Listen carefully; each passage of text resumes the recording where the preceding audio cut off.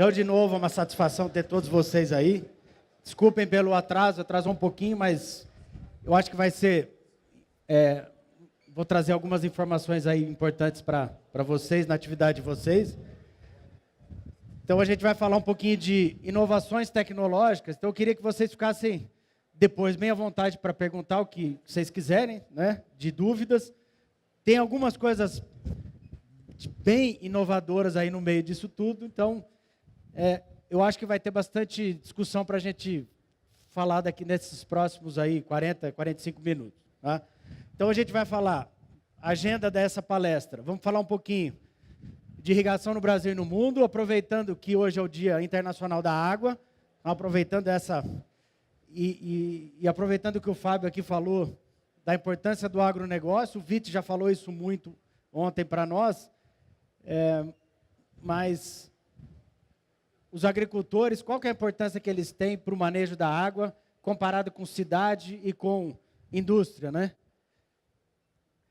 Aí, as inovações, a gente vai falar um pouquinho de água, de solo, de irrigação e finalizando com manejo. Então, essa é nesses poucos minutos aí que eu vou falar para vocês. Primeira coisa, falar aqui, o Brasil, igual o professor Vite falou ontem, ele irriga muito pouco, perto de outros países do mundo. Então, veja, o que a gente tem hoje, 6 milhões de hectares irrigados, o que dá 8% da área. Então, aquele dado que muita gente fala que a agricultura brasileira consome 70% da água, isso é a maior furada do mundo. Como que a gente consome isso tudo se a gente só tem 8% da área irrigada? Então, tomar cuidado com essas informações aí de Fantástico, de Globo Ecologia, a gente tem que ser bem criterioso, bem científico com relação a isso. Tem países muito menores que nós, que irrigam muito mais. Óbvio, dentro do deserto, o Egito irriga 70%. Um estudo antigo fala que a gente poderia irrigar aqui 30 milhões. Um estudo novo já aumentou muito. Ó. A gente pode irrigar hoje no Brasil, com a infraestrutura hídrica e elétrica, 60 milhões de hectares. Então, veja, que a gente pode sair de 6 para 60 milhões. É lógico que isso não é do dia para a noite, e tem um monte de coisa que pode impactar a gente querer irrigar mais ou menos. Né? Nós vamos discutir isso daqui a pouco também. Essa é a última estatística da irrigação no Brasil, não só de café, de todas, né? Aqui finalizou em 2016. Então, nem 6 milhões a gente tem 5 milhões e 600. Então, vejam que o que tem aumentado muito, o pivô central, de 78 mil, isso aqui, novos projetos por ano, né, nova área irrigada por ano, aumentou para 105. Carretel, ele já foi muito forte, aqueles carretéis autopropelidos, já foi muito forte no passado, pelo consumo excessivo de energia, ele agora está em desuso, aumentou um pouquinho aqui no final pelo preço de instalação, mas em torno de 7.500 em 2016. A irrigação por aspersão convencional, 31 mil hectares, localizada estável em 75, e aí que dá um total de 218 mil hectares. Tá? Aumentou pivô, aumentou carretel, a irrigação localizada está praticamente estável, e a gente tem um aumento aí da área de em torno de 20%. Esse é o gráfico da área irrigada no Brasil, totalmente atualizado, pegando aqui, desde 2000 até 2016, cresceu muito a partir de 2016, chegou no ápice em 2013, com a crise baixou e agora uma sinalização de aumento dessa área irrigada a partir desse ano de 2016, a gente espera que cresça em 2017. Tá? As culturas onde a gente tem maior área irrigada, cana-de-açúcar o principal, tá? Em termos de área, o café está aqui, o arábica e o canéfora aqui, praticamente 300 mil hectares irrigados, que dá em torno aí de 12% a 15% da área, só que isso representa mais de 30% da produção de café no Brasil. Tá? Então, esses são os dados. É lógico que a gente tem arroz, soja, milho, irrigam mais do que café, principalmente o arroz, lá no Rio Grande do Sul, que são as áreas inundadas. Então, pensando que é um sistema de irrigação, de inundação menos eficiente do que a gente usa aqui no Cerrado, em geral para café, mas ele é representativo para produzir arroz, que é o que a gente coloca na mesa. E o Witt falou muito bem ontem na palestra dele, que um código florestal ambientalista queria proibir o cultivo na várzea. Tá? Sorte que isso não passou no Código Florestal novo, porque senão ia matar 1.200.000 hectares de produtores de arroz que cultivam na várzea. Né? Lógico que isso não vai ficar para sempre, esse pessoal cultivando na inundação. Já tem outros sistemas, até gotejamento já está usando para arroz. Mas não dá para proibir dessa forma e matar esses produtores. Então vejam que a área de irrigação é uma série de oportunidades, tanto para os agricultores, cafeicultores e qualquer tipo de agricultor, quanto para as empresas de insumos, as empresas de irrigação. Então vejam que a área irrigada de 6 para 60 milhões, ainda dá para aumentar 10 vezes. Tá, é isso que a gente espera que aconteça, não nessa velocidade, mas a gente dá para crescer muito na área de irrigação. Falando de inovação, de novo aquele negócio de globoecologia fantástico, o aquecimento global. Né? Então o aquecimento global, o que ele prega? Vai aumentar a temperatura, a gente já trouxe alguns palestrantes aqui, principalmente o Molion, para falar disso.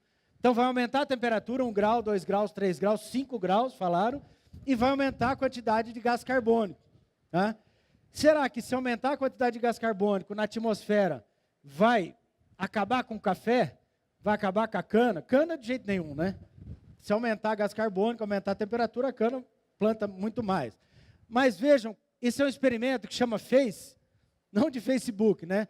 De aumento do gás carbônico na atmosfera, que estão 6 no mundo. Tá? São 6 projetos dele no mundo. Esse aqui começou nos Estados Unidos, tá? Mas existe um deles que é no Brasil, na Embrapa Meio Ambiente, que é de café. Então esse projeto FACE é lá na Embrapa Jaguariúna, perto de Campinas, e ele está estudando. A gente participa desse projeto porque parte desse experimento é irrigado, parte é sem irrigar. E aí o que o pessoal está fazendo com isso? Isso aqui, ó, hoje a gente está com 390 ppm de CO2 na atmosfera. Tá? O que ele faz? Esse projeto, ele artificialmente, através de injetores de gás carbônico, ele aumenta no campo 550 ppm de gás carbônico, simulando uma atmosfera mais rica de gás carbônico, que é o que os ambientalistas falam que vai acontecer com o aquecimento global, aumentar gás carbônico, certo? E aí vejam que nesses amarelinhos, ó, onde eu tenho normal, café normal, e aqui os verdinhos eu tenho as células com injeção de gás carbônico. Gente, isso não é dentro de estufa é fácil fazer. No campo é muito complicado. Tá? Isso aqui custa mais de R$2.000 por dia só para gastar com gás carbônico. Mas é uma informação relevante que a gente pode ter. O que vai acontecer com esses cafeeiros, em termos de produção, em termos de doença, em termos de praga. E aí já tem os primeiros resultados. O que vocês pensam? Se eu aumentar gás carbônico para 550, o que vai acontecer com esse café? Ele vai parar de produzir? Então, o Evandro deve falar isso para nós amanhã. Fotossíntese. Qual que é o principal reagente da fotossíntese? Gás carbônico. Né? Então, se aumentar de 390 para 550, o que será que vai acontecer? Já tem trabalhos publicados, já tem as primeiras colheitas e os primeiros resultados publicados em revistas internacionais já nos mostram que o café aumentou 20% a produção. Tá? Então quer dizer que o aquecimento global para o café vai ser bom? Tem que provar. Então, primeira coisa, esse experimento a gente está tentando mostrar isso. A única coisa que deu uma pequena desequilibrada, diminuiu um pouco, isso o estudo de biólogos, os inimigos naturais. Mas pensem que, se sair de 390, ele não vai instantaneamente para 550. Ele vai ter uma adaptação natural. Mas isso está sendo estudado. O professor Favarin está aí agora, ele está participando desse projeto, que é um especialista em café, que está nos ajudando nisso tudo lá. A parte minha, que a gente está trabalhando, é manejo e irrigação de café. Tá? Já plagiando o slide do professor Favarin, falando da importância da água nas plantas, principalmente aí no café, que é o nosso caso aqui hoje, e falando o seguinte, que todos os nutrientes professor Matiello falou hoje para nós, a planta não come, ela bebe, então eles têm que estar em solução, tem que ter água, senão não tem produção de café. E vejam que de 100 quilos de tudo que entra numa planta, metade disso é água. 44 do oxigênio, mais 6 do hidrogênio, isso representa 50% de uma planta.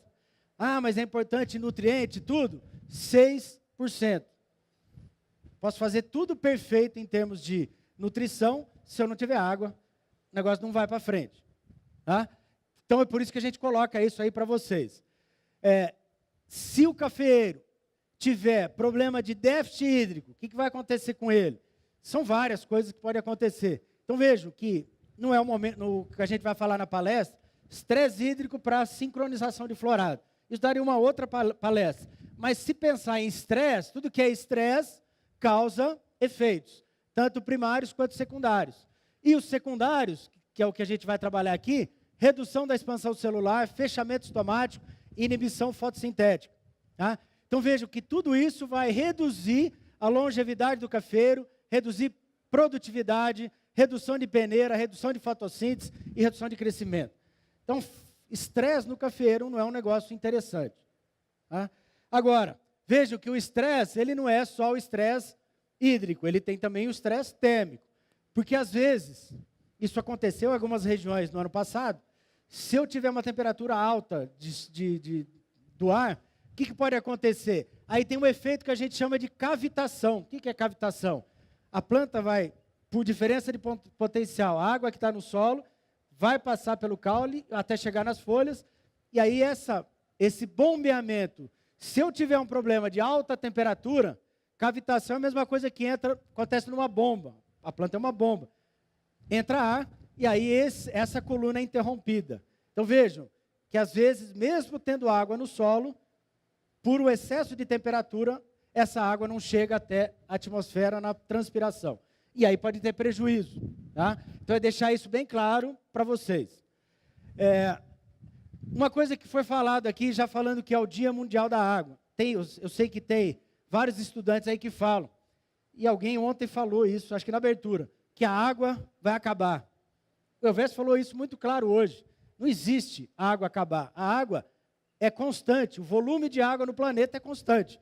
O que pode acontecer é mudar a qualidade dessa água. Aí sim, mas continua sendo o mesmo volume desse pequeno númerozinho aqui que vocês estão vendo, em quilômetros cúbicos. Tá? Agora, se a quantidade é constante, por que tem conflito para o uso da água? Então, primeiro, por quê? Que ela é constante em escala global, mas regionalmente é variável.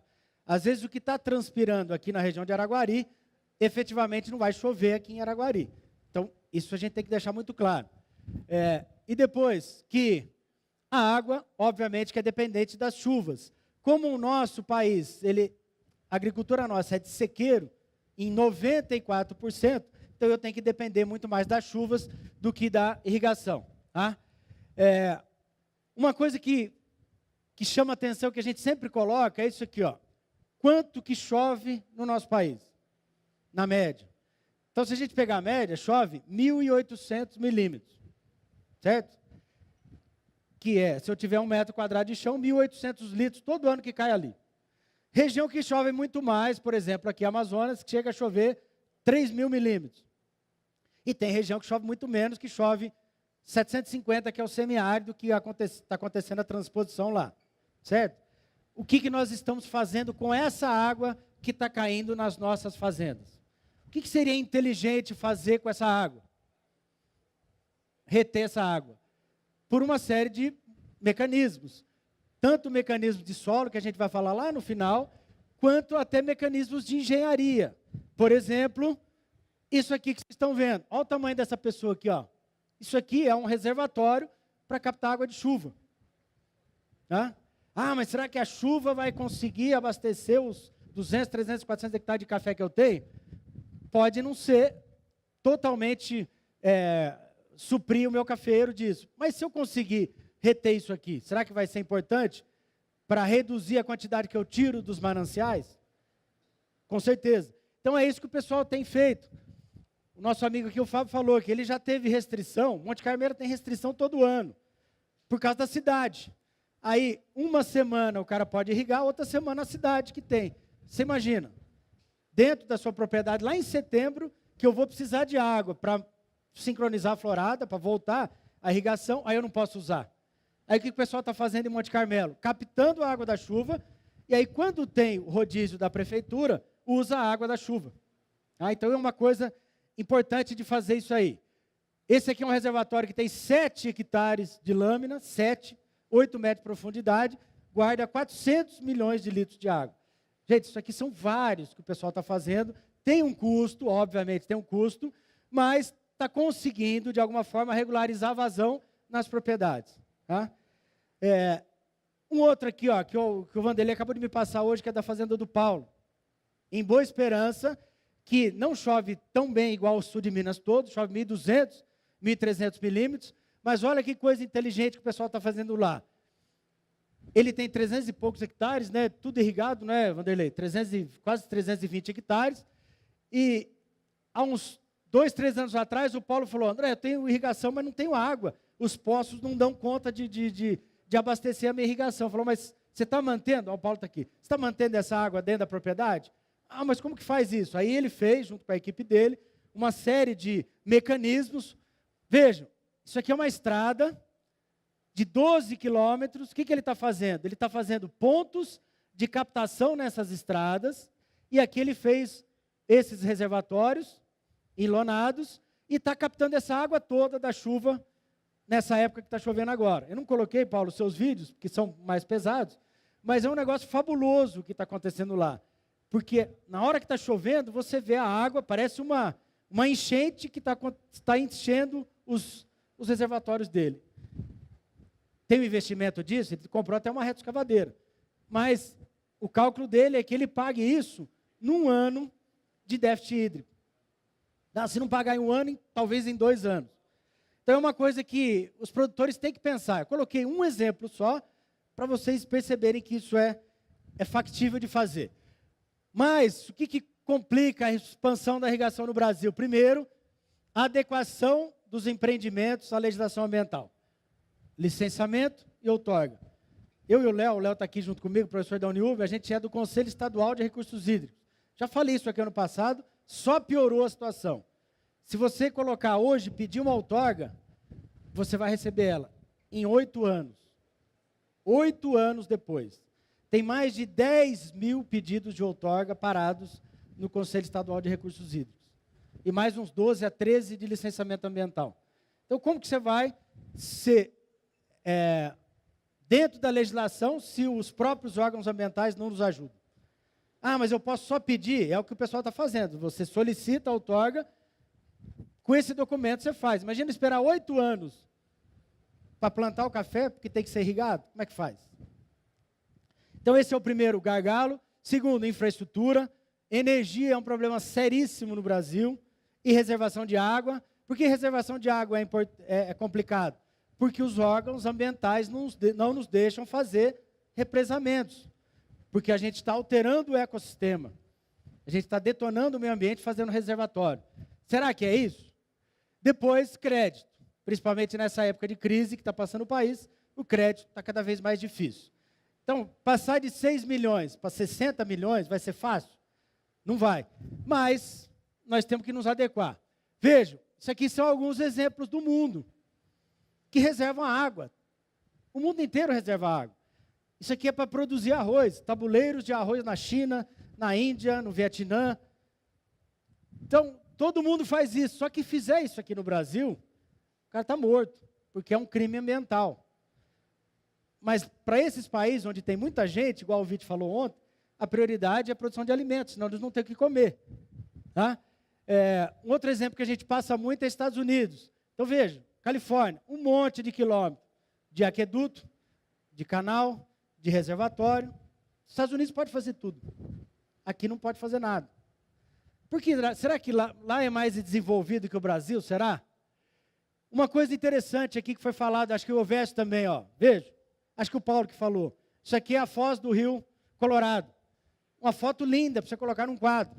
É a foz do rio que está agonizando, que nunca chega no mar. Por que não chega no mar? Porque ele está usando antes. para irrigação, para as indústrias, para as cidades. Se colocar isso no Fantástico, gente, um rio brasileiro que não chegou no mar, gente, o Tadeu Schmidt ia falar era a primeira que estava lá. Olha que absurdo, os irrigantes estão detonando um rio que não está chegando no mar.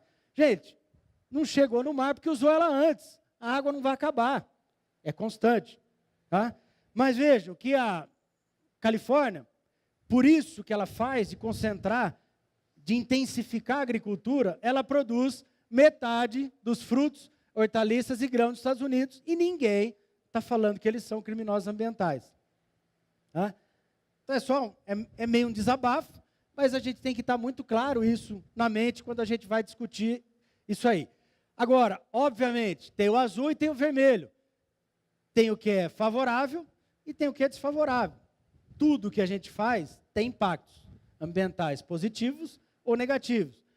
Mas eu acho, na minha opinião, humilde opinião, os prós, que é regularização de vazão, atenua cheia, usar para agricultura, pecuária e peixe, recarga subterrânea, elevação do lençol freático, lazer, microclima mais ameno, valoriza a propriedade, tem uma represa, tem um barramento, é muito mais do que os contras.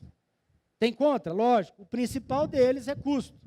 Burocracia, se a gente pedir licença, como a gente falou, tem que ter um estudo ambiental, tem a instabilidade de terreno, migração de peixe. Veja, outra coisa, perda de áreas agrícolas, eu tenho que pensar o seguinte, que se eu for fazer um reservatório, eu vou perder uma parte da minha área para fazer esse reservatório. E não é pequeno. Vejam, se eu for usar só a água do reservatório para isso, 200 hectares de café, eu tenho que ter uma área de 20 hectares de represa para usar para esses 200 hectares de café. Então, não é um negócio barato, mas é uma coisa que já tem que pensar. Talvez não para abastecer completo, para regularizar a vazão em alguns períodos do ano que eu preciso. Porque no Brasil não precisa irrigar 100% do tempo. Chove muito em 6, 7 meses. Tá? Água subterrânea. Então, o Vite falou ontem também de água subterrânea. Será que o Brasil tem muita água subterrânea? Vou dar um exemplo. O aquífero Guarani, que pega aqui, ó, nós todos aqui, ó. Gente, o aquífero Guarani, ele tem mais água do que todos os rios do mundo. O único aquífero. Tá? Se a gente pegar de volume dele, do Guarani, ele tem, e até meio nome dele é legal, né, Guarani, depois nós vamos falar dele, né? Volume do Guarani, ó, 54 trilhões. Dos rios do mundo, 43. Comparem com o que tem o Amazonas, maior rio do mundo. 4 trilhões de litros de água. E nós nem começamos a explorar esse aquífero aí para irrigar café. E vejam que ele pega parte das áreas de café. Começando a falar de inovações. Começamos a trabalhar com isso há um tempo, que é o tratamento magnético da água. Né? Agora já começamos a ter alguns resultados. Em linhas bem gerais, o que o tratamento magnético faz? Ele diminui o arranjamento das partículas de água, os clusters que a gente chama. A água não tratada, ela fica igual uma bola de bilhar. Quando você passa pelo tratamento magnético, ela fica do tamanho de uma bola de gude. E com isso, teoricamente, a planta consegue absorver mais essa água, os nutrientes são melhor disponibilizados e também, se eu for aplicar defensivo. Isso aqui são fotos. A água não tratada com água tratada. Tá? A gente está começando esses trabalhos. Não é uma recomendação que eu vou passar para vocês, mas são algumas coisas que a gente quer trabalhar aí com vocês. Como que a gente instala um magnetizador desse? Num sistema igual esse aqui, no finalzinho do sistema de irrigação, depois da injeção de fertilizantes. Depois de injeção de fertilizantes, você faz esse tratamento contínuo, tem vários tipos, a gente vai mostrar alguns deles aí, e aí ele vai a água tratada para lá. Ele é usado muito em outros países do mundo, principalmente na Europa. Suíça é o país que mais usa tratamento magnético. E uma das coisas que o pessoal usa muito em prediais, se pensar nas tubulações lá da Suíça, que tem 1000 anos, 2000 anos, tudo incrustado, já é mais do que provado que a água magnética, ela limpa a luz dos tubos de condução da água. O que a gente está tentando fazer? Junto com o pessoal da UF, o professor Elzime está aí, a gente está fazendo isso no café, e vamos ver o que vai acontecer com a luz do tubo gotejador, que é um problema sério. Entupimento por óxido de ferro, matéria orgânica e tudo. Será que vai acontecer isso dentro do tubo gotejador, tirar essas incrustações, se eu usar um tratamento igual esse? Não sei. Nós estamos começando a testar isso. Mas eu acho que é uma tecnologia que veio aí para ficar. Já não é uma coisa de teste, já é uma coisa consagrada no mundo para outras culturas. Esse cara aqui, a gente sempre fala dele, formou comigo, é um suíço, e ele começou a testar essa tecnologia de tratamento de água para melão. Essa agrícola famosa é a maior fazenda de melão do mundo, é a maior área de produção de melão do mundo. E ele tinha um problema sério com a água daquela região do semiárido do Nordeste, que é uma água muito dura, né? Colocou esse tratamento de água magnético, ele já tem 3.500 hectares de melão. Tá? E aí, o que aconteceu? Ele percebeu, sem esse produto e com o produto, aumentou a qualidade dos frutos dele de exportação. Também aumentou a produção total de melão. Tá? Então, gente, isso aí não é pesquisa, isso ele tem isso no campo. Nós estamos atrasados com a pesquisa no café e em outras culturas, porque isso ele já tem e já está usando.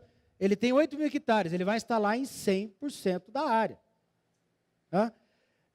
Aqui, a agrícola famosa, mesma coisa aqui, ó, os frutos lisos, que são os que vendem, aumentou de 33 para 70. Isso aí não é o pessoal da empresa que fez, isso aí é a fazenda. Esse cara chama Richard Millen, em Mossoró, quem quiser mais dados, ele tem lá. Outra coisa interessante, o efeito. Se a gente pegar as áreas aqui do Cerrado, não pode nem trazer o professor Jaime para falar aqui, porque ele vai falar que tem nematóide, viu, Rogério? Aqui dentro. Porque a área do Cerrado, infelizmente, a gente está com muito nematóide. E existem estudos aí antigos, isso aqui são estudos de Israel, que mostram que a magnetização da água, ela permite, não o controle químico, mas ela permite uma redução da população de nematóides que penetram as raízes das plantas. Tá? Aqui a quantidade de ovos, ó, esse aqui é com tratamento, aqui 100. E aí já começou a vir para o Brasil. O professor lá da Unesp, que ficou no lugar do professor Jaime, ele está fazendo isso em estufa, para um monte de cultura, para todos os nematóides. Vejam, isso aqui está pequenininho, mas esse aqui, ó, o verdinho, é o tratamento magnético. Os outros todos são os tratamentos químicos, com produtos consagrados para controle de nematóide. Aqui com 50 dias e aqui com 100 dias. Então veja que ele é parecido e melhor do que alguns tratamentos químicos. Se a gente pensar em meio ambiente, é melhor eu tratar a água para controlar nematóide ou jogar um produto químico, ou os dois, para economizar. Então é uma coisa que a gente está testando também nas pesquisas. Aqui algumas fotos aí nas estufas. Aqui sempre o eletromagnético com controle, em áreas que tem nematóide, tá? Áreas de produção intensiva. Então dá para a gente perceber a diferença, né? Só com a água aqui para tomate. Aqui a raiz dele. Ah, mas não vai ter nematóide onde tem o eletromagnetismo? Tem os nematóides. Só que a água eletromagnética, ela confunde as fêmeas do nematóide, ela não vai conseguir, ou conseguir numa intensidade muito menor do que se eu tiver uma água normal. Tá? Tudo isso é experimento. Aqui numa mão, esse aqui é o controle e aqui ó, a área tratada. Então já tem, isso está sendo feito aí. Não é um negócio. Ah, mas deve falar, nossa, o André está louco falar de água magnética, que é igual ao Fantástico e a agroecologia, né? Eu meti a boca, né? Mas isso aqui já tem experimentos internacionais que falam. Isso aqui é um clássico que fala os efeitos dos campos magnéticos na água. Então já está mais do que provado que as propriedades da água modificam. Segundo, reduz tensão superficial e aumenta a viscosidade. E a água é mais estável após o tratamento. Tá? Então é uma coisa que nós estamos aprendendo. Aqui no campo experimental da ACA, nós temos um, que é daqui do Silucimol, que é um ímã que a gente coloca magnético dentro do reservatório de água. Tá? E aí a gente já tem 4 safras.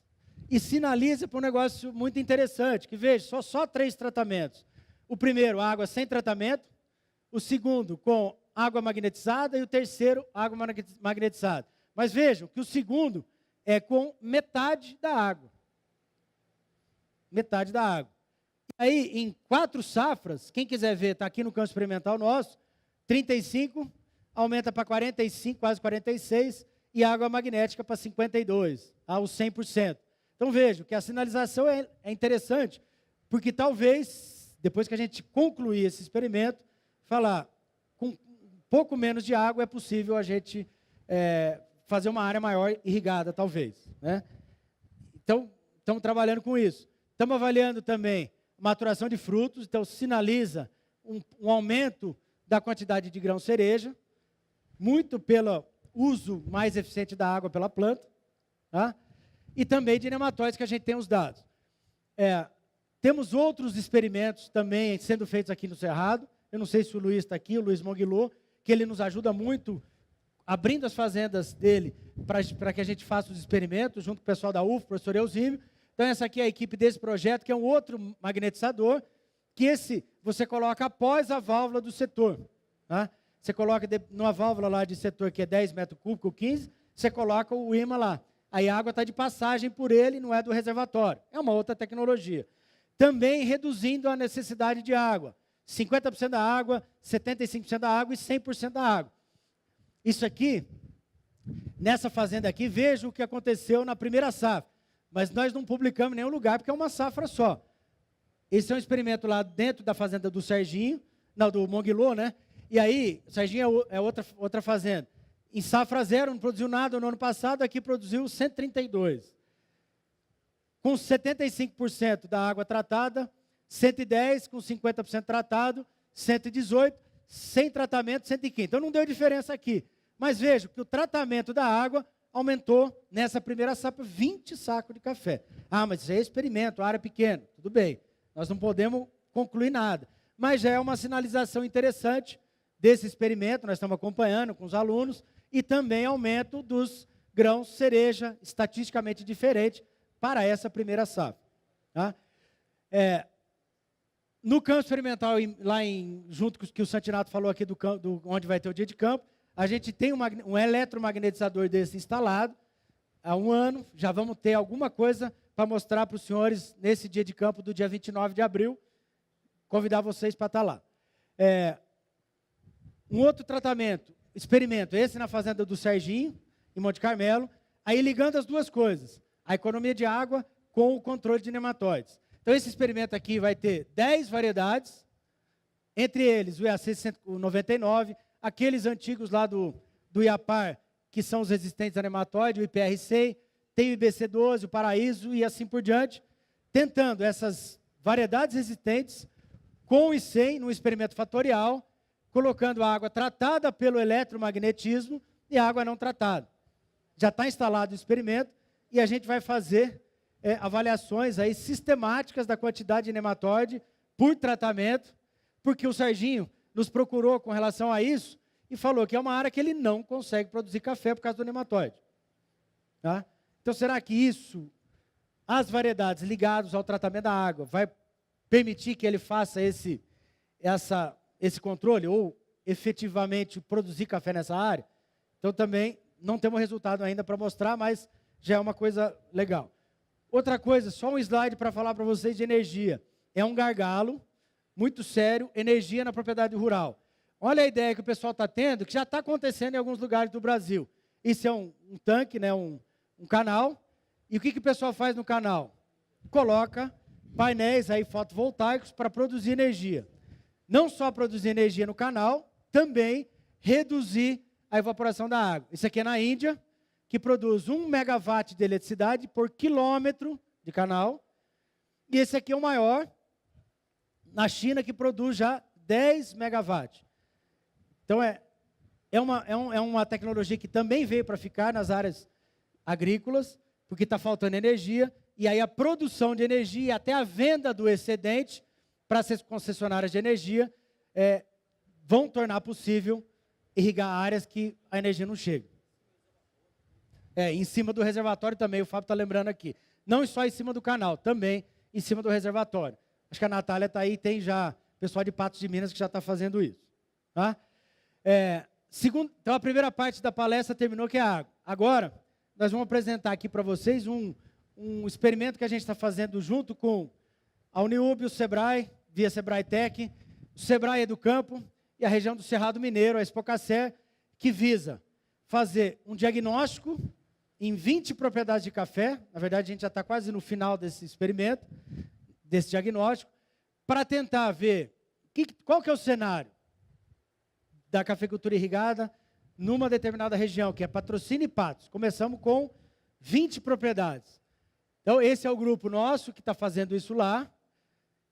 Tem pessoal de campo de irrigação, tecnológico de irrigação, professores, técnicos e, obviamente, contando muito com o pessoal do Educampo, que a gente já vai falar. A ideia disso é adequar o processo tecnológico que envolve a irrigação nas propriedades, promover o uso racional da água e da energia, promover ações visando melhorar o coeficiente de uniformidade de água.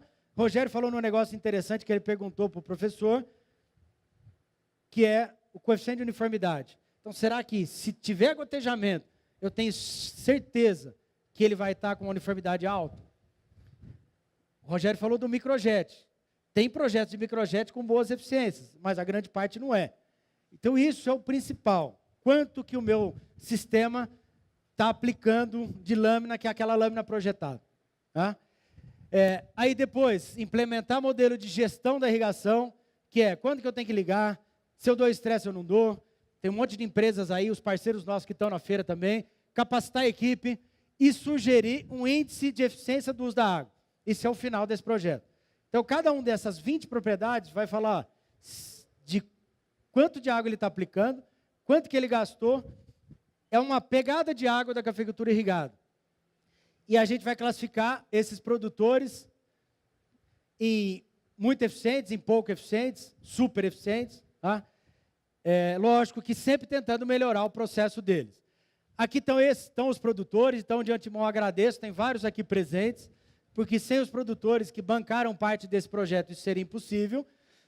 Então essa vai ser a última vez que vocês vão ver a identificação das fazendas, tá? Por um motivo óbvio, eu não vou colocar alguns casos que a gente vai estar discutindo aqui, para a gente mostrar o efeito desse trabalho. Tá? Mosca, você não está enxergando, mas não é para enxergar mesmo. Agradecer o Sebrae do Campo, todos aí presentes, a Elisa, o Rodrigo, o Caio, o Gabriel, sem os quais seria impossível fazer um trabalho igual esse aí que a gente está fazendo. Primeira etapa do trabalho, coletar características, amostras para fazer análise físico-hídrica do solo. Gente, para fazer irrigação não tem jeito, eu tenho que ter uma curva de retenção. Sem isso não dá para fazer manejo. Então, isso aqui já está incluso desse projeto. Tudo isso aqui, ó, análise granulométrica, densidade, tudo, e ver quanto que cabe de água em cada parte desses solos. Tá? Não é um negócio chutado. Fazer análise de água, quantidade de ferro, pH, quantidade de cálcio, sólidos solúveis, completo. E aí ver o que essa qualidade da água física, química e biológica vai interferir no sistema como um todo. Tá? Esse diagnóstico, então, a gente já está, só falta uma fazenda das 20 para fazer. É um trabalho muito melindroso, que a gente vai, desde a captação, abrindo cada filtro, medindo pressão antes e depois de cada válvula, antes e depois de cada filtro, tirar a areia dos filtros de areia para ver como que ela está, nível da areia, medição de energia em cada um dos pontos, ver qual que é o manejo que esse pessoal tem, a situação das bombas e o principal que seria avaliar esses sistemas. Ver efetivamente quanto que está chegando de água para cada pé de café que está instalado nessas 20 propriedades. Tá? Então, esse é o trabalho, diagnóstico situacional, e depois, na segunda etapa, que a gente vai fazer um aperfeiçoamento tecnológico. Então, qual que é o retorno que a gente pode dar para essas 20 propriedades que participam desse projeto? Para a melhoria dos seus processos. É lógico que a gente passando 2, 3 dias dentro de cada fazenda, muitas das coisas que a gente vai discutindo com esse pessoal, que tem muita prática, não é, Osimo? Os donos, os técnicos, a gente já vai passando algumas coisas que vão melhorando no próprio dia a dia. Mas algumas coisas a gente vai passar completo para cada um deles. E o final disso tudo é até melhorar o manejo de irrigação. A gente vai entregar, dentro de cada propriedade, uma proposição de um correto manejo que eles têm dentro dos recursos dele lá. Aí vamos ver os casos. Vamos ver alguns casos aqui, que é os que chamaram a atenção, lógico. Todos os 20 são importantes. Mas vamos ver o que está acontecendo aí. Esse caso número 1. Não vou falar de fazenda, e não está os mesmos números daquela tabela, então, mesmo se vocês quiserem saber, vocês não vão saber, até por um efeito de respeito aos produtores. Então, vejam que essa uniformidade aqui é 64%. Então, 64% é muito baixo para um gotejamento, que tem que estar acima de 90%. Então, vejam que o nível de ferro na água é 1,5 ppm, que é acima de 1,5 já é muito complexo para entupimento dos gotejadores. Por quê? Porque esse ferro solúvel, ele vira um ferro insolúvel, que é o precipitado, e vai ficar preso dentro das membranas dos gotejadores, entupindo isso.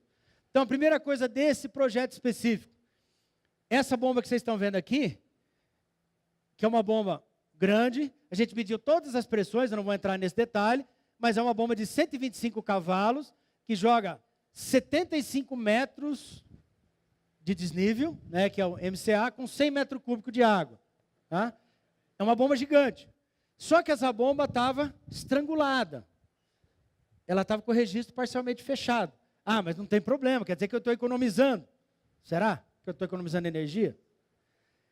Outra coisa, nesse nível de ferro, vejam, a primeira coisa que eu deveria fazer nesse projeto, um pré-tratamento dessa água. Pegar a água lá da represa, jogar num piscinão, fazer uma decantação, fazer uma aeração e uma cloração, para depois colocar no sistema. O que está acontecendo com essa fazenda? Já está bombeando direto para o sistema um nível de óxido de ferro muito alto, que está promovendo vagarosamente o entupimento desses gotejadores, que já refletem na uniformidade do sistema. Outra coisa, gotejadores superficiais, vazão baixa, não autocompensantes. E é um sistema novo. Então, veja, na concepção do projeto já teve alguns probleminhas, né? E quem está pagando o pato, infelizmente, é o produtor. Então, o que a gente vai fazer nesse caso? Primeiro, e claro, essa bomba pode usar até a mesma, mas nós vamos colocar um reservatório. Depois, vamos abrir o registro dessa água. Ele irriga dessa bomba 8 horas à noite e 13 horas de dia. Ele está desperdiçando 25 cavalos cada vez que ele liga a bomba, dos 125 lá. Aí, em 21 horas, a economia é R$ 4.500 por mês. Ah, mas isso para um produtor desse tamanho é pouco. Gente, mas está jogando fora. Quase R$ 5.000. Só por os registros fechados. Então, esse é o primeiro caso. Vamos lá. Outra coisa, os gotejadores que não são próprios para essa quantidade de água, praticamente todos entupidos. Os filtros também já estão colapsados. A areia utilizada não é a correta para esses filtros. Tá? Então, mas está fácil de conseguir adaptar essa fazenda e permitir que essa uniformidade aumente de 64 para 80, para 90, até para 100%. Tá? Mas esse diagnóstico precisa ser feito. E veja, um produtor colocou um sistema novo e ele está com isso muito claro. Eu coloquei, gastei 7, 8 mil, 9 mil reais e estou fazendo fertigação nesse sistema. O que será que vai acontecer com jogar água e adubo com 64% de eficiência? Em quase 40% ele vai estar jogando ou mais ou menos adubo. Tá? Então, primeiro, corrigir o sistema, para depois fazer fértil, para depois aplicar um produto químico. Tá? Esse é o primeiro. Segundo, aqui já estava muito melhor, vejam, 87,5% de uniformidade. Mas uma água superficial, igual vocês estão vendo aqui, nível de óxido de ferro 3,2 ppm, acima de 1,5 já é muito pesado para um sistema de gotejamento. E o que é o principal nesse sistema aqui, ó, não tem filtro de areia. E a filtragem de areia ela é recomendada para águas superficiais. Se tiver água superficial, tem que ser filtro de areia. Mas vejam, o produtor está tranquilo, está 87. Só que você abre os gotejadores, não ficou tão boa a foto, já tem incrustação no entorno desses gotejadores e muito rapidamente isso vai entupir esses gotejadores. Tá? Outra coisa, a cada meia hora faz a retrolavagem dos filtros. Então o produtor estava muito tranquilo. Se a cada meia hora lava os filtros, então estou tranquilo. Ah, vamos abrir o filtro. Quando a gente falou em abrir o filtro, o técnico dele ficou desesperado. Falou assim, mas abrir? Está lavando. Não, mas vamos abrir um só para ver. Quando a gente abriu, o filtro estava praticamente em colapso. Inteirinho, sujo. a perda de carga monstruosa lá dentro, ele já não estava filtrando mais. Tá? Por quê? Porque um filtro desse de disco não consegue filtrar uma água dessa. Então, nesse caso, o que vai ter que fazer? Trocar o sistema de filtragem. Porque o reservatório ele já fez. Né? Ó, retrolavagem, 50 segundos a cada 1 hora, nem a cada 5 horas. Outra coisa interessante, esse aqui é um gotejamento superficial.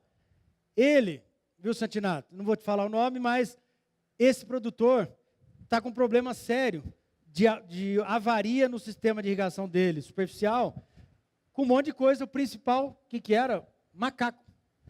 Então, eu nunca tinha visto.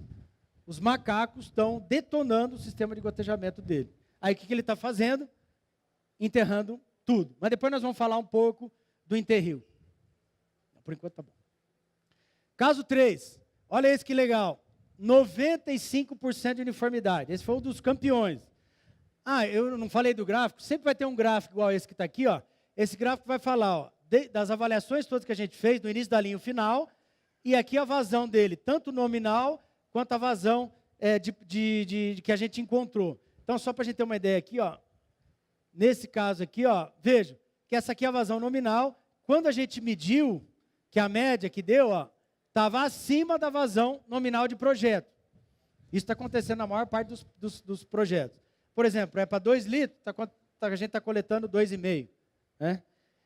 Então, nesse caso aqui, veja, 95% de uniformidade, só que também ocorreu numa bomba lá um desperdício. A válvula, antes da válvula, tinha 8 kg de pressão, 80 metros, e após a válvula, 3,4. Desperdício de potência. Uma economia mensal só de deixar essa válvula aberta de quase R$1.000. Tá? Sólidos suspensos, 49. Ferro, 4,9 ppm. Mas pelo menos esse produtor colocou, isso que vocês estão vendo aqui, ó, a cascata de aeração, um tanque de decantação, e aí com certeza vai melhorar esse projeto dele aí lá. Outro caso, é um projeto também antigo, uniformidade boa, um ferro nem tão grande, mas as 2 bombas que ele tinha para pegar um desnível gigante, para jogar no outro reservatório, as 2 estranguladas, antigas, bombas com registro parcialmente fechado. Então ele tinha 2 bombas. O que a gente propôs? Por que você não liga uma bomba só, em vez de 2? Mas daí não dá. Será que não dá? Isso aqui é descarga livre. Ligou uma bomba só. Funcionou perfeitamente. Só com uma só bomba funcionando, ele vai economizar essa quantidade de energia e R$ 5.600 por mês. Gente, ele paga um funcionário que mexe com essa parte dele lá, só na economia de energia que ele faz nessa aí. Então, essas bombas aqui, as 2, deixou uma só funcionando. Mas se essa aqui quebrar, põe a outra para funcionar. Tá? E aqui em cima, as bombas permaneceram iguais depois do reservatório. Tá? Então, vejam que são vários casos aí que a gente está mostrando para vocês. Um outro, esse aqui talvez o mais complexo deles, porque a uniformidade é muito baixa. Tá? Então, vários problemas até nessa fazenda de gente para tocar. Aí uma uniformidade de 58, quase 60. Cavalete com registro manual parcialmente fechado. Então, depois de regular isso tudo, o cara fechou o registro de um cavalete, a água não saía. Então, está muito claro aqui, ó, as últimas plantas não tem água. Não sei se está dando para ver, mas aqui tem produção, tem folha. Aqui no final, não tem produção, não tem folha. Porque é sequeiro. Tá? Como que a gente pode imaginar um projeto de gotejamento com isso? Tá? Ainda, ó, muito vazamento na linha lateral. Retrolavagem automática desligada, porque não tinha bateria. Um painel sofisticado de controle automático, obsoleto. Nível do elemento filtrante abaixo. Vazamento no bombeamento. Mas veja, ele tinha 3 estações meteorológicas dentro da fazenda para fazer o manejo de irrigação. Nenhuma delas funcionando. Tá? Então é lógico, em uma fazenda ou em outra a gente vai ter um trabalho um pouco mais pesado, mas a gente consegue colocar isso em pleno funcionamento. Graças aos produtores rurais, aos seus técnicos que estão nos ajudando a fazer isso. Tá? Próximo aqui, ó, uniformidade, 94%. Não vou falar quem está aqui, mas esse produtor está aqui presente, vários deles estão. Mas veja, o gotejador, 2,35 litros por hora a cada 75, superficial. ferro 1,37, único talvez, porém nesse projeto, água superficial, olha o óxido de ferro aqui, ó, sem filtro de areia, só tem tela como elemento filtrante principal. Isso no passado aconteceu muito, colocar tela e disco e não um filtro de areia. Agora isso não acontece mais, porque agora a gente sabe que a água superficial tem que ter filtro de areia. É um filtro mais melindroso? É, mas é o que efetivamente filtra matéria orgânica, que é o mais confiável para isso. Então a vazão dele tranquila.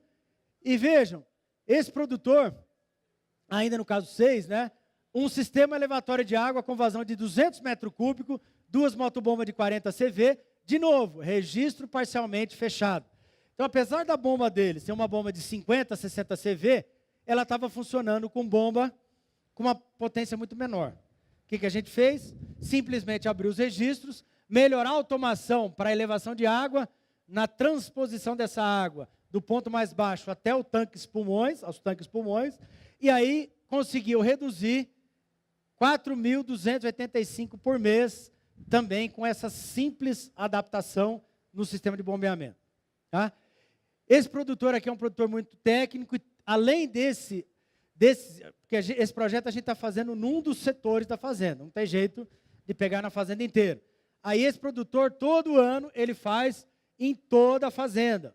É um trabalho que demanda tempo, óbvio, mas vejam, nos 39 setores da fazenda ele faz, a gente calcula para ele, e ele tem uma média de 91% de uniformidade.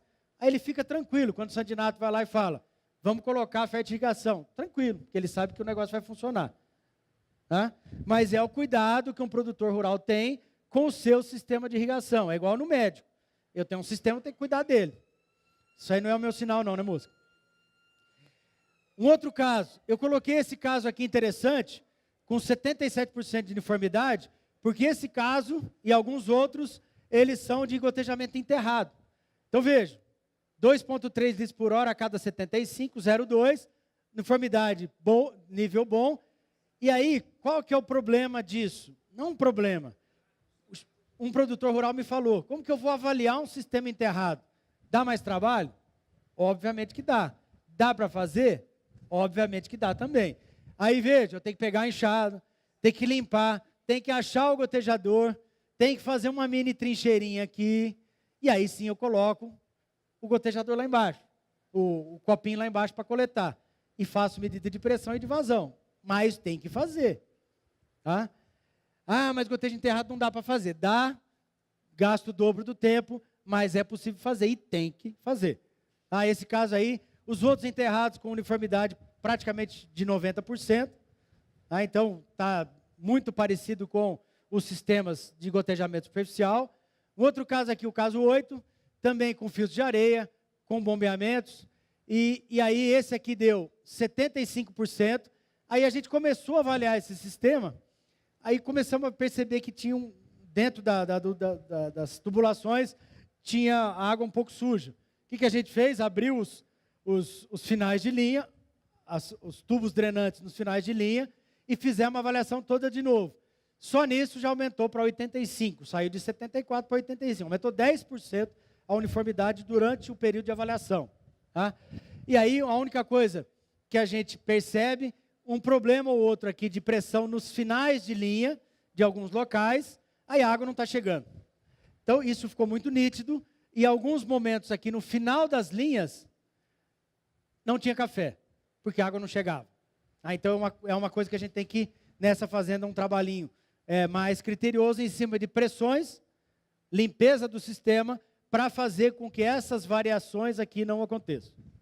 Tá? Então, em termos de diagnóstico, é só uma pincelada que a gente passou em 9 casos aí, depois a gente vai trazer informações mais completas para vocês, só que é importantíssimo fazer esse diagnóstico. Independente do tamanho do produtor, tem que fazer isso. Tá? O Sebrae disponibiliza isso para vocês. Esse ano o Sebrae Tech vai voltar com uma facilitação para os produtores rurais. Ano passado era 50% do produtor e 50% do Sebrae. Esse ano vai ser 80 e 20. 80% o Sebrae, 20% dos produtores. Então fiquem de olho. Só que essa demanda tem que ser feita da Associação de Produtores, a Expocacer fez, em cima do Sebrae. Aí o Sebrae abre essas linhas aí como se fosse um financiamento. Tá? Fazendo propaganda aqui meio do Santinato, a gente tem um livro de irrigação de gotejamento. Quem de vocês ainda não tiver, lá no estande da ACA, onde tem aqueles produtos de café, o CAP, a gente tem um livro lá à disposição de vocês. Então, aproveitando o meu amigo aqui, o Flávio Bambini, que está aí, é interessantíssimo e é imprescindível que cada um de vocês que tenham ou pensem em ter um sistema de gotejamento, que vocês façam avaliações no sistema completo, como a gente fez. Bombeamento, adutora, filtragem, válvulas, medidor de pressão, vazão e, no final, os tubo-gotejadores, que são os principais que promovem a efetiva aplicação de água para a raiz do café. Tá? Agora vamos um pouquinho falar de sistema, de inovações com relação ao sistema, mais rapidamente falando um pouquinho dos pressurizados e depois da irrigação localizada. Uma coisa que nós temos que pensar é irrigação de precisão, tá? Porque se a cafeicultura de precisão, em forma de adubo, já é realidade, nós temos que pensar também em aplicar isso no formato de precisão. É lógico que isso que eu tenho que ter um mapeamento de variabilidade espacial do solo. Então, veja, que não adianta eu pensar numa irrigação de precisão se eu nem o meu manejo de irrigação eu faço de forma correta. Mas como a gente está falando em inovação, então vamos falar o que tem de tecnologia. E às vezes o produtor precisa só melhorar o seu manejo. Aí veja, demanda variável de água. Atuadores nas válvulas. Então é possível você automatizar cada válvula de setor ou válvulas dentro dos próprios setores de irrigação que permitem uma irrigação diferenciada conforme manchas de solos diferentes até dentro do mesmo setor. Tá? Isso tem tanto no sistema de irrigação por gotejamento quanto nos pivôs centrais. Tá? Então o pivô central já é muito mais tranquilo de fazer isso. Por quê? Porque ele faz uma irrigação em fatias de pizza, igual vocês estão vendo aqui. Tá? Aí é possível fazer ou 180 setores nesse tipo de tecnologia, ou 5.000 zonas dentro do mesmo setor, que você consegue aplicar lâminas diferentes num pivô central, se você quiser fazer irrigação de precisão. Porque hoje, um pivô central, ele faz uma lâmina só para toda a área. 100 hectares é a mesma lâmina. Mas já existe tecnologia disponível para que vocês façam irrigação de precisão conforme o mapeamento do solo. Tá? Outra coisa que chegou aí para ficar é sensoramento remoto em área irrigada, esses drones que tiram fotos espectrais, que um palestrante já falou há 2 anos isso aqui, e com isso você consegue determinar estresse hídrico, mais vigor, menos vigor, só com a foto aérea. E o que está faltando? Só ligar essa informação, esse diagnóstico, com o sistema de irrigação para tomada de decisão para o cafeicultor. Mas a tecnologia está disponível, já que a gente está falando de inovações. Comando de campo também nos equipamentos mecanizados por pivô central. Hoje você liga um pivô central que tem GPS até com o seu celular. Tá? Então, essa automação, porque se a gente pensar, isso aqui é um tratorzão. E esse tratorzão pode ser inteirinho automatizado. Tá? E no gotejamento isso é possível também. Outras inovações do pivô central. Veja, ele tem já a estação meteorológica na base do pivô. Então ele já vem com isso. Para você medir chuva, para você medir umidade relativa, radiação solar. Então ele já faz o cálculo completo da evaporação, da evapotranspiração, e você já faz a tomada de decisão com um sisteminha de monitoramento aqui. Com relação ao pivô para café, o LEPA, depois eu vou falar de uma inovação também em termos de emissores. Com relação aos rodados dos pivôs, é possível também alterar isso para que ele não patine e diminua a área de compactação que o pivô está passando, também é uma inovação. E o que eu falei para vocês, os pivôs centrais para café com emissores localizados que já são melhores do que os antigos LEPAs. Que o LEPA, ele usa 4 posicionamentos, na verdade eu estou usando só 2. E esse emissor da Senig já permite que eu faça a irrigação de forma muito mais efetiva, usando efetivamente para café um pivô central localizado. Finalizando essa parte de sistema de irrigação, falar um pouquinho de gotejamento. Sempre a grande pergunta é o enterrado para o superficial. Não vou responder essa pergunta para vocês, qual que é melhor. Isso vai depender muito de cada um dos produtores rurais. Tem produtor que se dá muito bem com gotejamento superficial e tem produtor que se dá muito bem com gotejamento enterrado. Então, isso é muito variável, depende de cada situação. Mas mostrar para vocês que, antigamente, não tinha tecnologia suficiente para enterrir dos gotejadores. Hoje já tem.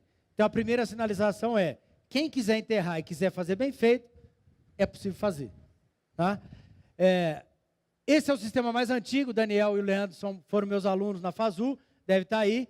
É um sistema que já tem 10 anos funcionando, em Monte Carmelo, com uma água de 3,8 ppm de ferro, de 3 ppm de ferro. Ele já tem aí 10 anos de funcionamento, a gente abriu esses sistemas, abriu o gotejador lá embaixo, 10 anos depois ele está como se estivesse novo, porque ele está lá protegido do sol, com tratamento bem feito de água, sem nenhum problema. Tá? O que alguns produtores estão querendo é reduzir o custo de manutenção, porque em algumas fazendas é impactante. Veja, essa fazenda aqui do Grupo Ocoff, lá em Pedregulho. Isso aqui é um estudo que a gente está fazendo desde o momento que colocou a mudinha de café e já está na terceira safra. Muito problema com rato, com lebre e com gente, que com roçadeira detona os tubos gotejadores e com enxada. A conta é essa, ó, R$40 por ano de manutenção dos gotejadores enterrado para 450. R$450 por ano. Eles têm 750 hectares. Tá? Então, a fazenda já quer enterrar praticamente tudo. O problema, na concepção, o gotejador não foi feito para enterrar. Então, se for pensar, não, eu quero colocar ele superficial, já coloca superficial que possa ser enterrado. Aí, se um dia quiser enterrar, já está lá. Porque ele representa 45% quase de um projeto de irrigação por gotejamento. Tá? Aqui a área do Serginho, em Monte Carmelo, ele também está satisfeito com o sistema dele, tem um monte. Mas aí o Serginho já é irrigante desde 1980 e pouco. Ele já é irrigante de café. O cara já sabe todos os melindres que tem o gotejamento. E aí ele apostou nisso, já domina o sistema, e ele está tranquilamente colocando isso e super satisfeito. Nessa fazenda aqui, ó, não sei se o Thiago está aí da Barinas, a gente colocou um sistema de irrigação, só que com uma recomendação que a gente ainda não tem certeza, mas está funcionando bem, não enterrar no primeiro ano. Deixar o primeiro ano superficial e só no segundo ano enterrar. Tá? Aí o que a gente percebeu? Aí, no segundo ano, a gente fez as trincheiras. Aqui está a trincheira, o pessoal fazendo, até o pessoal William aqui está fazendo a trincheira para a gente, do lado do gotejador e do lado oposto, para ver o que está acontecendo com as raízes desse café nessa fazenda. Aí, ó, aqui está do lado oposto do gotejador e aqui está do lado do gotejador. Tá? Uma trincheira lá de 2 metros de profundidade, com esse café que a gente enterrou de novo no segundo ano. Então, é essa aqui do lado do gotejador, quantidade de raízes. Tá? E aqui, do outro lado, fora do gotejador. Então, a gente fez até uma prática lá, né, moço? Não falamos qual que era, falou, ó, entra nessa trincheira e entra nessa. Qual que está do lado do gotejador? Várias pessoas não conseguiram falar qual que estava enterrado e qual que não estava. Na linha onde tinha os gotejadores, do lado do gotejador, a gente percebeu que tinha um pouco mais de raízes mais grossas do que no outro lado, que tinha raízes mais finas. Só que a quantidade de volume, a gente ainda está avaliando. Então, mas é lógico, tem que pensar que essa região de Araxá, é uma região que chove mais, a gente não enterrou no começo, e aí já permitiu uma distribuição maior do sistema radicular, mas talvez seja esse o ponto. Tá? Para a gente ir finalizando, o subterrâneo. Quem, por acaso, quiser investir nisso, aí tem algumas recomendações. Primeiro, nunca enterrar mais do que 10 a 20, se possível 10. Mas às vezes a máquina não está conseguindo colocar ele a 10 centímetros. Quanto mais superficial, melhor. Segundo, tem que ter muito critério, obviamente. Não vai deixar o cara com uma máquina mais ou menos lá para fazer isso, que você vai detonar o seu sistema. Depois, a distância dos tubos gotejadores, no máximo 30. Se conseguir 25 é melhor. Por isso que no cafezinho novo é mais fácil. Se colocar lá num café de 20 anos, você não vai conseguir fazer isso. Né? Depois, o tubo gotejador com o orifício voltado para cima. Por quê? Porque daí você favorece a capilaridade para chegar perto da raiz mais fácil. Depois, boa cobertura do solo e momento de enterrar. Então, se tiver o gotejador e alguma camada de ar ali, não vai conseguir o movimento de capilaridade, não vai chegar na raiz. Então, você tem que ter uma compactação, uma pequena, depois de instalar. E o momento de enterrar, que a gente já falou. Tá? Os gotejadores, então, espaçados de forma a formar uma faixa úmida. Então, veja, que é mais complicado de ver isso, eu concordo, se o gotejador está enterrado.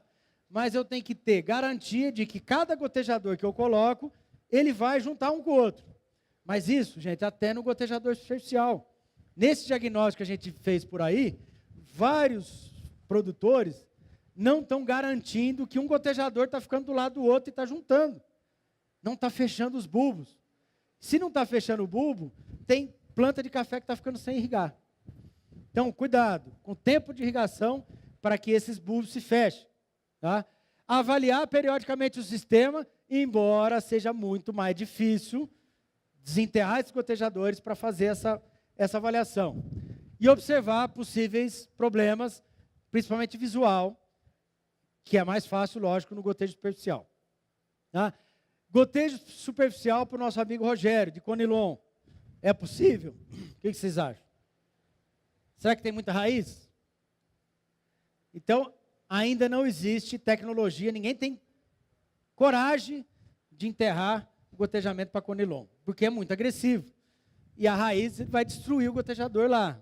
Estamos falando para arábica. Para Conilon ainda não é recomendável enterrar gotejamento. Tá?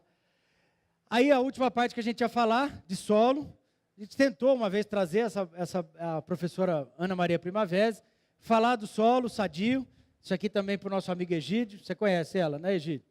Falar um solo sadio gera uma planta sadia, não será atacada por pragas, porque o praga é um indicador que naquele solo falta algo. E, portanto, ela não está bem nutrida. Então, só para a gente finalizar, alguns projetos que a gente está fazendo de condicionamento do solo. Tá? É isso que vocês estão vendo aqui, ó, melhoria das propriedades físicas do solo.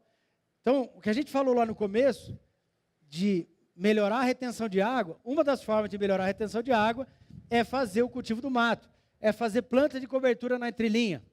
Isso aqui está exagerado, né? Olha o tamanho do café e olha o tamanho das plantas de cobertura. Ciclagem de nutrientes, renda líquida, fixação de nitrogênio, melhorar a relação CN. Só que isso aqui é um motivo de outra palestra. Mas é uma coisa que nós já temos que pensar. Por que nós temos que pensar? Porque o solo nosso é vida. E essa vida aqui, nós temos que pensar que tudo aqui tem um monte de bicho aqui dentro. É o maior reservatório de micro-organismos do planeta. 1 hectare de solo tem 4 toneladas de micro-organismos. Será que nós estamos preocupados com isso na nossa fazenda? Que análise que eu estou fazendo? Eu estou fazendo análise de química e física ou biológica? Também. E é uma coisa que nós temos que pensar principalmente para as certificações. Tá? E aí o solo é o maior reservatório de organismos do planeta, transforma a matéria orgânica em nutriente e tem muita abundância de micro-organismos. Tá? E aí pensar nessa fertilidade química, física e biológica. Tá? Em Uberaba vai ter o maior laboratório de microbiologia do solo da América Latina. Por quê? Porque hoje a gente só manda lá para o Favarim, lá para fazer a microbiologia de solo, lá para a Exalc. São poucos laboratórios que fazem isso. Não sei se Viçosa faz. Faz, professor? Microbiologia de solo? Ainda não faz. Então, é uma coisa que veio para ficar. Né? Várias fazendas aqui no Triângulo Mineiro já estão avaliando micro-organismos de solo. Tá? E esse experimento que a gente está fazendo em parceria com o Egídio, com a Baia, que é, junto com um produto que permite manter próximo do pé de café limpo, mas é possível a gente produzir muita massa na entrelinha de café. Nós temos que pensar num café em Henke, tem pelo menos aí 2,5 metros para eu produzir alguma coisa lá. Aí nós estamos avaliando com um monte de tratamentos, né, vários coquetéis de plantas de cobertura, junto com técnicos de várias áreas, para tentar ver, num período aí de 1, 2, 3 anos, ver o que acontece com a retenção de água nesse solo, se eu tiver toda essa massa, ou com braquiária, ou com crotalária, ou com várias espécies consorciadas, né?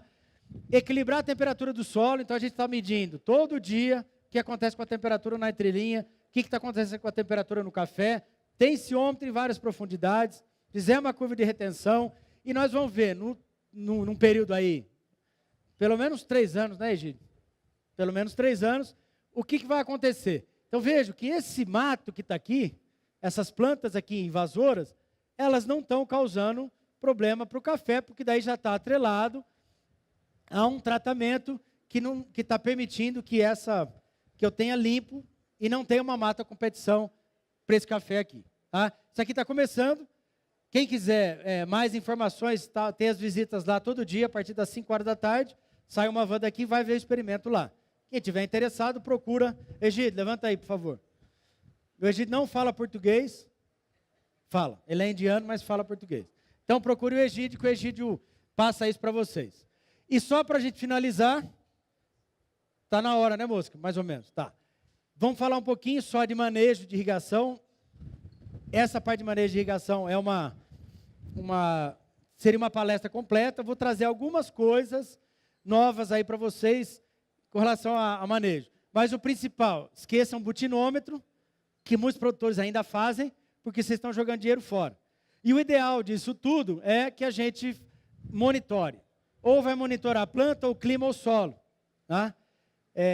Tem o pessoal aí, o Sandro está aí, uma empresa que está aqui em cima, que só mexe com o manejo de irrigação. Então vejam que é um gargalo dos produtores de café e de outras culturas. Tecnologia para manejo de irrigação. Tá? E já existe muita gente especializada nisso. Então, eu posso fazer só com tensiometria, eu posso fazer só com estação meteorológica e eu posso monitorar a planta.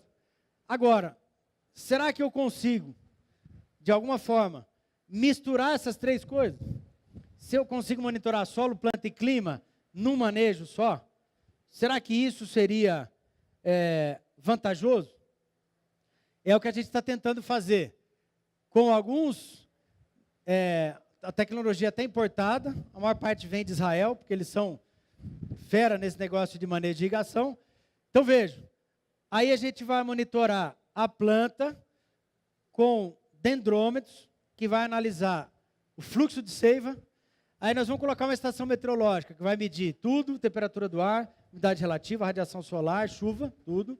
E vamos medir o solo, tá? Tanto com tensiometria, quanto com outros emissores aí eletromagnéticos.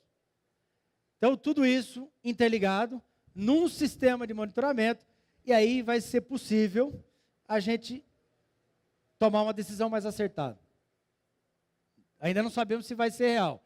De novo, o Monguilô, junto com a Uniub e a UFO, ele abriu a fazenda dele. Com essa tecnologia, a gente já está monitorando há um tempo. O Serginho Assis também já tem, e o Diogo Tudela também já tem, que são produtores aí que já abraçaram essa ideia. Então, vejo, primeiro, na linha do gotejador, um hidrômetro, que vai medir a quantidade de água que está passando por essas plantas. Tudo isso interligado numa estação. Medidores de água no solo, em 2 profundidades. A estação meteorológica, medindo aí a parte de clima. E o dendrômetro, que são essas 2 hastes que vão colocadas dentro do tronco do café e que vai fazer a medida do diâmetro desse tronco 24 horas por dia. Tá? Na teoria, como que funciona isso? Funciona da seguinte forma, que se eu monitorar somente o solo com o tensiômetro, veja aqui, ó, a curva na descendência. Aí o tensiômetro aqui, nesse momento, vai falar, irriga. Eu vou irrigar. Vai chegar lá em cima, aí o tensiômetro vai acusar lá embaixo.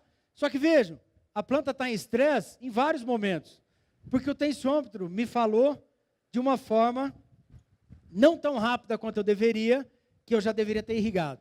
Se eu tenho todos os sensores interligados, olha o que acontece. Muito antes do tensiômetro acusar, eu já irriguei, menos do que aqui, e mantive esse solo num status de água muito melhor do que o do anterior. Por quê? Porque eu não submeti a planta a estresse. E estresse a gente já sabe naquelas primeiras slides que eu coloquei. Então a ideia é essa, que a planta nunca fique no vermelho se eu monitorar tudo. Tá? Então, Eu sei que é muita informação que a gente passou para vocês, mas a gente tem um tempo aí, pelo menos 10, 15 minutos, que o nosso amigo Mosca vai coordenar aí. E eu sei que algumas coisas que eu falei são não polêmicas, mas são novidade. Mas esse cara é antigo, ele fala o seguinte, que é impossível progredir sem mudança. E aqueles que não mudam suas mentes, não podem mudar nada. Então é a mensagem final que eu deixo para vocês. E em homenagem ao Dia Mundial da Água, muito obrigado aí para vocês.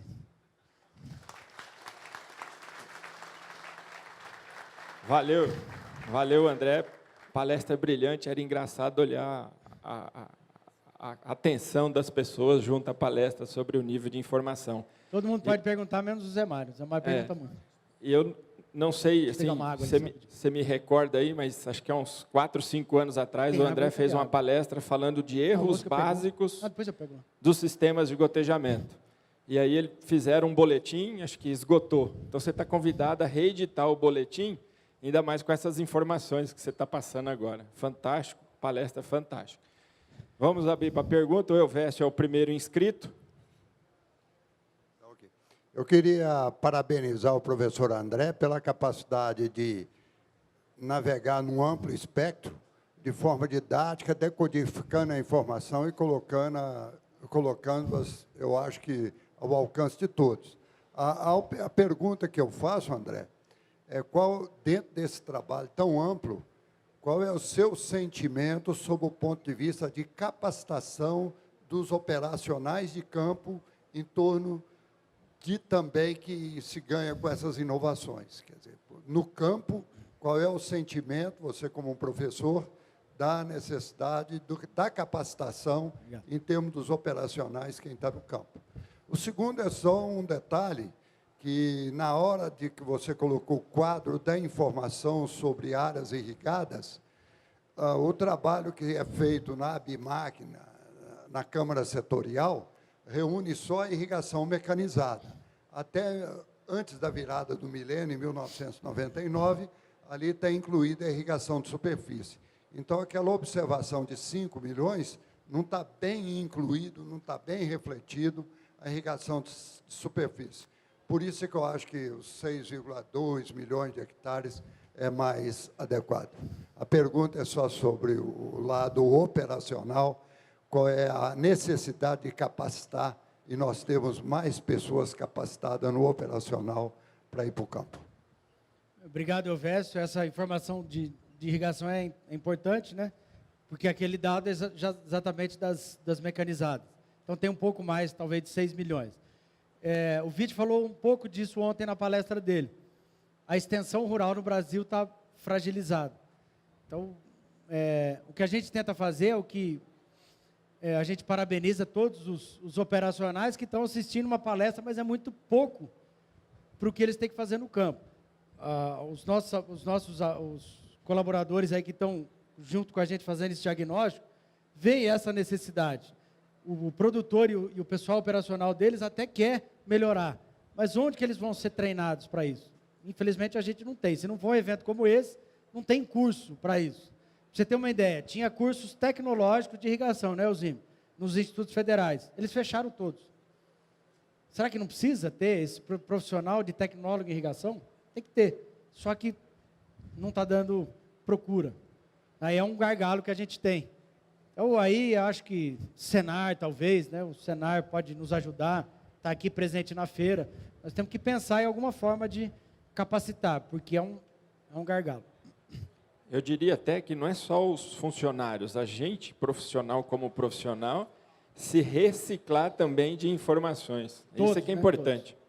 O Claudinei estava ali na frente, ali. Já você, Rogerinho. André, parabéns pela apresentação.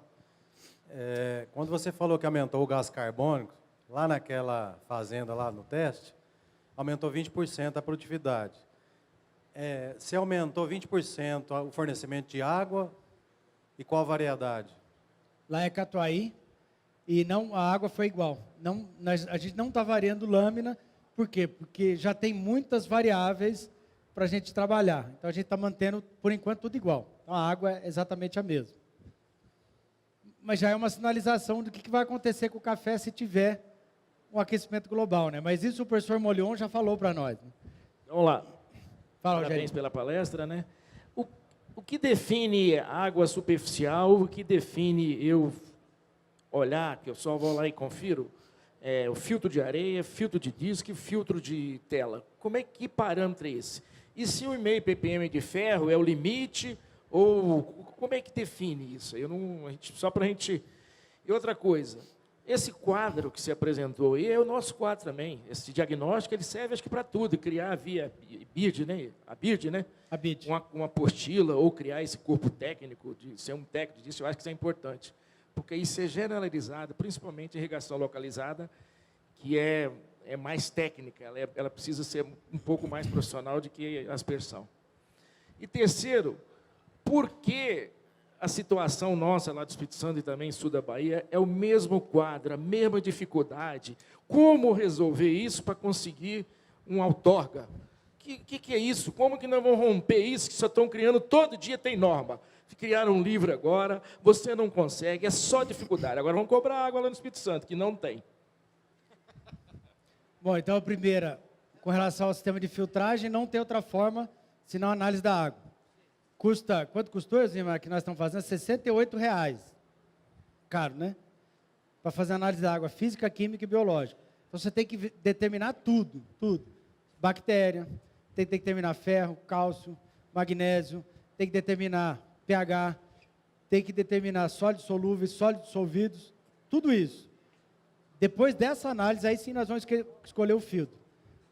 Para não errar, água superficial. O que é água superficial? Açude, rio, não água de poço. Tem que colocar filtro de areia. Não tem, porque ela tem matéria orgânica e nenhum outro filtro filtra matéria orgânica. Então esse é o primeiro. Agora, se eu vou colocar um disco ou tela, aí vai depender do que eu quero filtrar. Poço. Ah, mas água de poço quer dizer que eu não precisa colocar areia? Não precisa colocar areia. Mas aí eu posso puxar a areia do poço. Aí tem que colocar um outro filtro, que é um hidrociclone. Tá? Porque senão eu vou bombear areia, jogo areia no meu sistema. Então, o principal é a análise da água, que é um negócio ridículo, de barato, e às vezes o pessoal não faz. As empresas de irrigação não fazem, e quem toma ferro é você. Segundo, do diagnóstico, né, que é o que você falou, que é o que acontece no Espírito Santo também. Nós trabalhamos já há um tempo com o professor Everardo, e lá é mais complexo ainda, porque tem os tais microjets, que o cara faz o projeto em papel de pão, quer dizer, não é projeto. Aí coloca uma linha lá e deixa 2, 3, 10 microjets. Se o último funcionar, beleza. Se não funcionar, ele corta um. Quer dizer, aí é uma brincadeira, né? Então, mas lá no Espírito Santo é até pior do que na região nossa aqui. Então, esse diagnóstico tem que ser feito lá também. E a terceira pergunta eu não sei responder. Que é com outorga. Como é que eu vou resolver o negócio da outorga? Se aqui em Minas eu já estou ferrado, eu estou no Conselho dos Recursos Hídricos. É uma luta diária. Porque o cara que está lá, o Léo sabe, ele fala, não, mas isso aí veio do governo antigo. No governo antigo já tinha 7 mil paradas, nós herdamos. Agora tem 15 mil. Quer dizer, então o negócio não vai. É complicado. André, meu nome é Douglas, Patos de Minas, terreno agronegócio. Eu assisto uma área que tem gotejo enterrado na areia. E eu tenho visto em alguns pontos da lavoura que a água está minando o solo. Está enchendo a caixa, chega a ficar acima da superfície. O que poderia se fazer? Qual manejo ser adotado? Não sei se tem uma resposta pronta, com pouco tempo de estudo. E o que nós podemos estar perdendo de nutriente e a planta em déficit de alguma coisa. Então, nesse caso, não tem jeito de responder de uma forma muito mais concreta, porque preciso saber qual que é o gotejador, qual a quantidade de areia, qual que é a vazão dele, qual que é o espaçamento, quanto tempo você deixa ligado. Se você está fazendo, se está minando água, o manejo já está errado, porque você tem que formar esse bulbo, essa faixa molhada, e se já está dando problema de ou a ascensão capilar ser muito alta, ou a percolação ser muito alta, a água já está ficando fora do ambiente radicular. Então tem que fazer um estudo mais criterioso lá, mas talvez uma simples troca do manejo, tanto de horas de funcionamento quanto de tempo, possa resolver isso aí lá. Num solo arenoso, o espaçamento entre gotejadores tem que ser muito mais curto. Né? Mas, às vezes, ele colocou tão curto que já está sendo até um problema, mas, às vezes, um ajuste do tempo. Mas depois você me passa as informações para a gente tentar ajudar.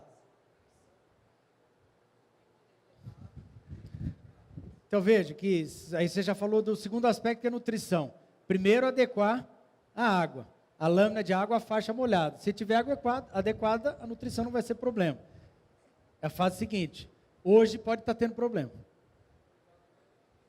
Paulo. André, a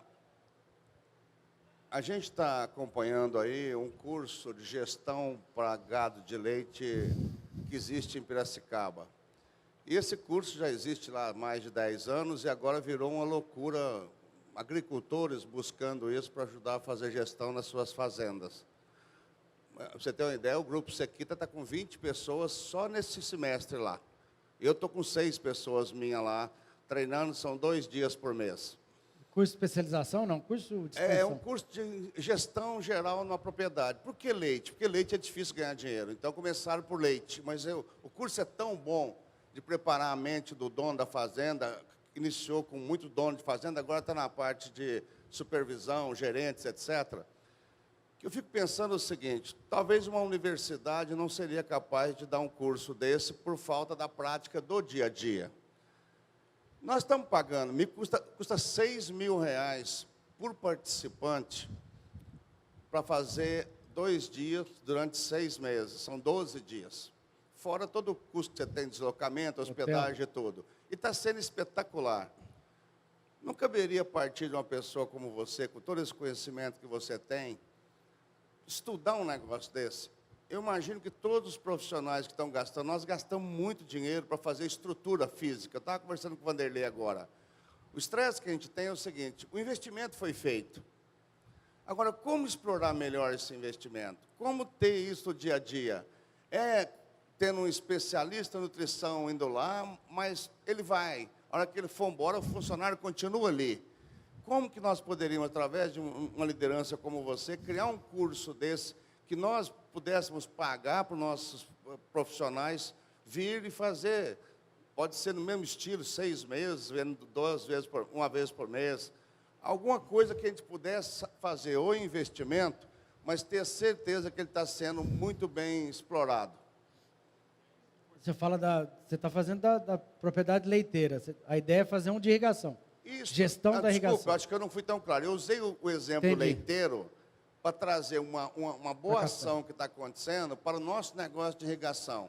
Irrigação, para mim, é um desafio para qualquer empresário.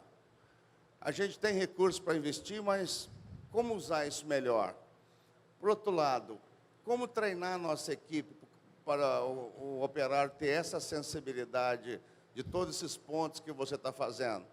Por mais que o consultor que a gente tem, gestor geral da área técnica, seja bom, mas eu imagino que um curso não feito por ele, que está no dia a dia, mas feito por alguém de fora, que pudesse levar a equipe, o gestor da fazenda, os principais operadores, e dar uma profundidade nisso, para ele entender a cada momento que ele está lá, as consequências que pode ter no mau uso, ou na água de má qualidade, ou na bomba mal regulada, etc.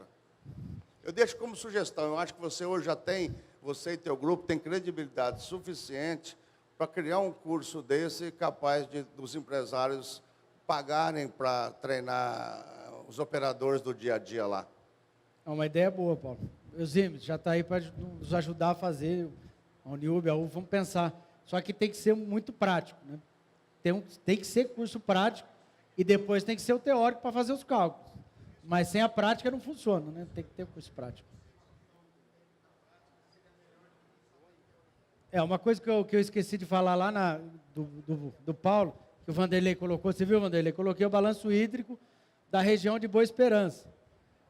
A região de Boa Esperança, apesar de estar no sul de Minas, ela é pior que Araguari. Sul de Minas. O Zé Mário conhece, né, Zé? E aí o estresse hídrico é tão intenso, a irrigação vai crescer muito lá, porque não tem jeito.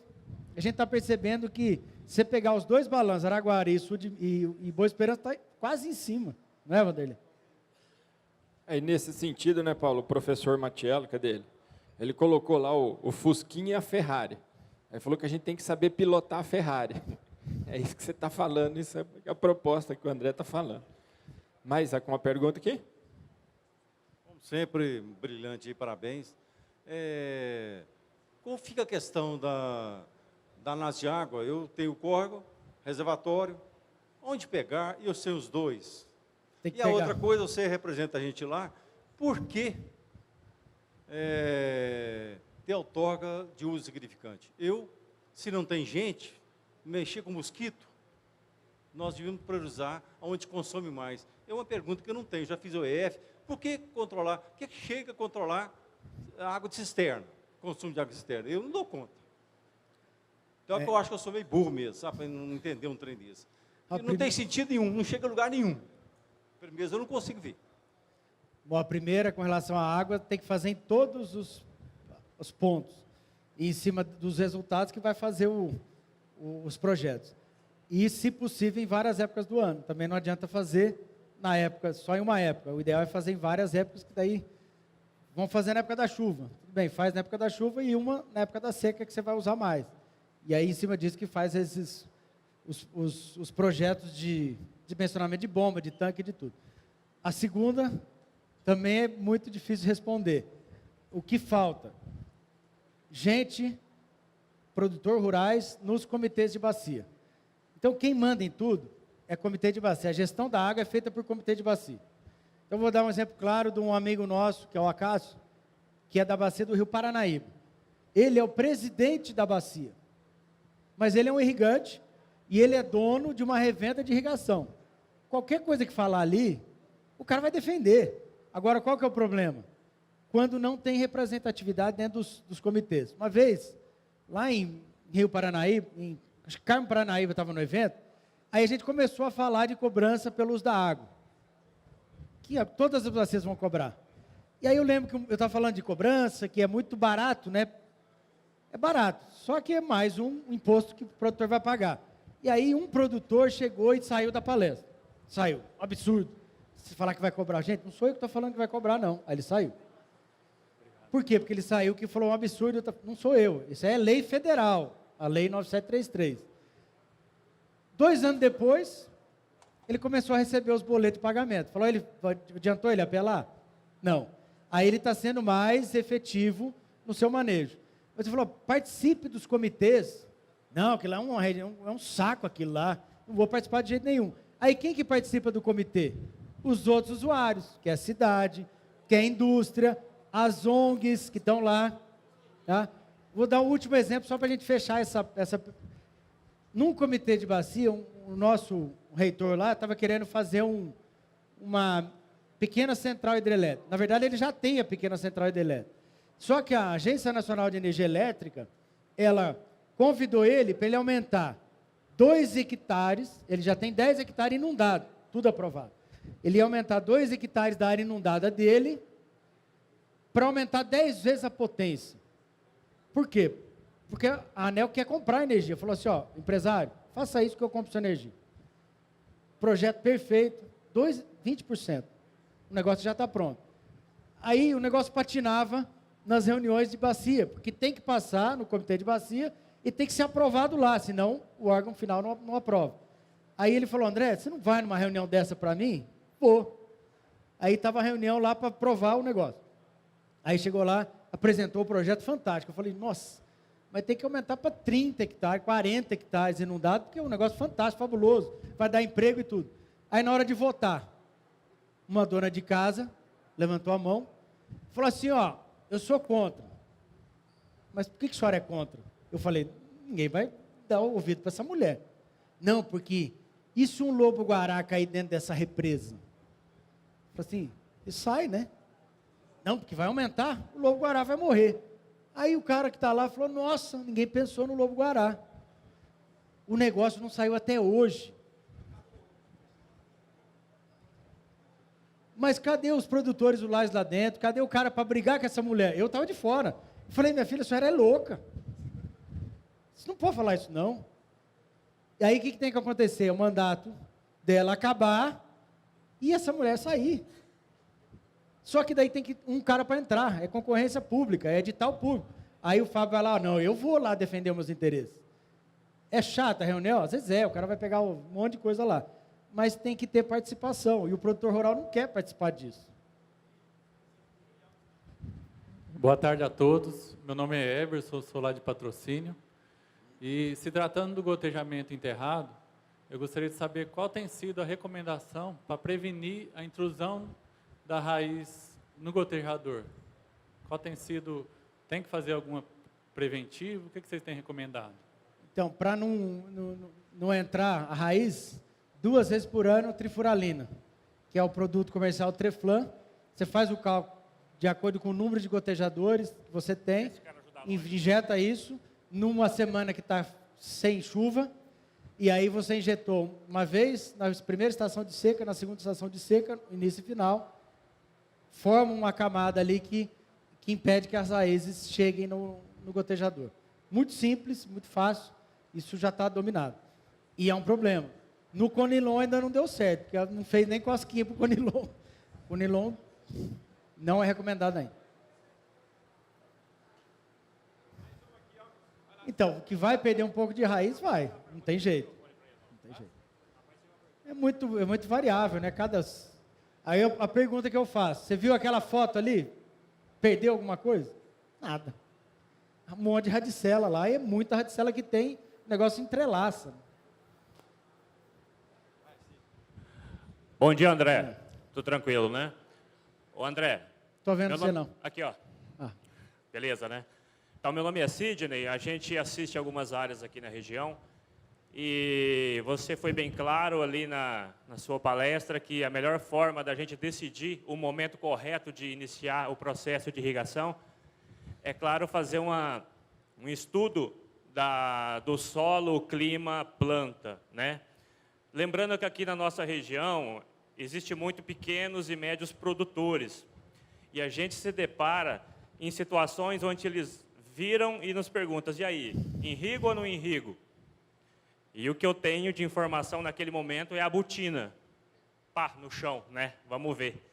Então, diante disso, pensando que eu imagino que seja um investimento que justifica um valor financeiro agregado, o que você nos indica de equipamento que nos ajude uma tomada de decisão, pensando nesses pequenos e médios produtores? O que você pode nos indicar? Se é tensiômetro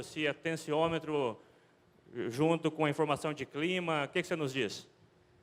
Quando eu coloquei aqui para vocês, não era uma palestra de manejo, mas o ideal são as 3 coisas juntas. O que mais você conseguir aproximar disso, mas é complicado, principalmente a medida na planta. Agora, o que a gente tem falado para pequeno produtor, o tensiômetro é muito tranquilo de mexer, só que tem que ter a curva de retenção, que você viu lá, é uma curva que fala quanto que é a tensão de água de acordo com a umidade. Você vai lá na curva e fala, ó, se o tensiômetro mediu tanto, quer dizer tanto de água que ele está, você vai lá e aplica. Tá? Sem a curva de retenção é complicado. E é uma medida diária, o cara às vezes não quer medir, todo dia o cara vai lá, mede 15 tensiômetros em cada mancha de solo. Então, é muito da adaptabilidade de cada produtor rural.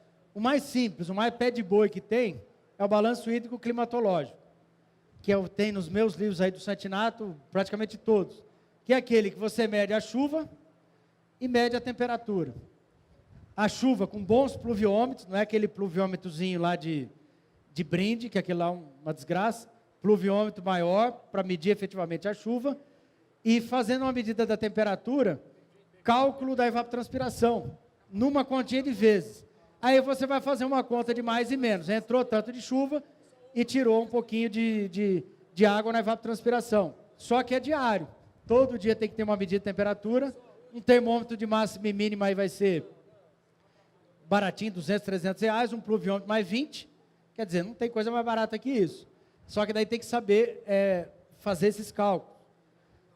Talvez uma outra, em pequenos produtores, é montar alguma infraestrutura de estação meteorológica num ponto, e aí você vai, se for uma região uniforme, uma cooperativa vai lá e coloca uma estação num ponto aí uniforme, e aí medidas pontuais de chuva, porque a chuva é muito variável. e aí a estação te dá o quanto você pede de água, de evapotranspiração, e você vai fazer o quanto que entra na chuva por talhão. Aí é uma forma tranquila de fazer. Algumas cooperativas fazem isso, a Cochupé faz isso. Cochupé tem no site dela lá, quanto que está perdendo de água por dia, em vários locais. É uma forma que é muito melhor do que o seu butinômetro, né? E é uma forma que está de graça lá, né? Mas tem tecnologia para todos os preços, né?